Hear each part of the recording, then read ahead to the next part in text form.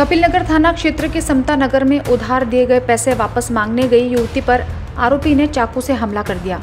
इस हमले में वह गंभीर रूप से घायल हो गई। शिकायत प्राप्त होते ही कपिलनगर पुलिस ने आरोपी को गिरफ्तार कर लिया। गिरफ्तार किए गए आरोपी की पहचान विशाल गुटके के रूप में हुई है, जो घर घर जाकर कबाड़ इकट्ठा करने का काम करता है।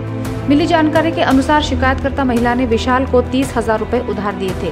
जब आरोपी पैसे वापस नहीं कर रहा था तो महिला की बेटी और उनका मुंह बोला बेटा कल रात पैसे वापस मांगने गए।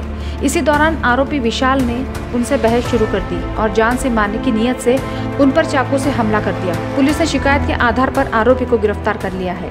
काल दिनांक 21 ऑगस्ट 2025च्या संध्याकाळी 8:30च्या सुमारास आरोपी विशाल यादवराव गुटके वय 45 वर्ष, गल्ली नंबर 2 समता नगर, बाबादीप शिवनगर, कपिलनगरच्या हद्दीतला आरोपी आहे। हा घरी असताना त्याच्याकडे यातली जी फिर्यादी आहे ती तिच्या मुलीला आणि तिचा मानलेला मुलगा या दोघांना पैसे घेण्यासाठी या आरोपीच्या घरी पाठवले होते। आरोपीने मागच्या काही दिवसापूर्वी त्यांच्याकडून 30,000 रुपये घेतले होते उसने आणि तो परत देत नव्हता। हे पैसे घ्यायला गेले असता त्यांनी घरातून आपल्या चाकू आणला आणि यांच्यात वाद झाले।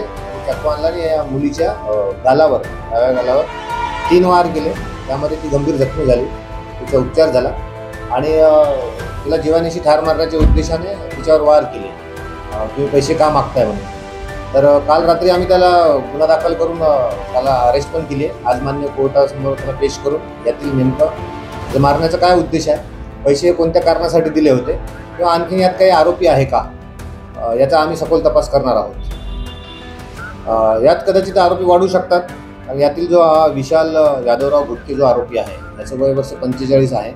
हा घरोघरी जाऊन कबड्डीचे जे काही वस्तू आहेत हे कलेक्ट करतो आणि तो त्याचा तेवढा धंदा आहे आणि हा तिकडे जात असल्यामुळे यांची ओळख झालेली आहे।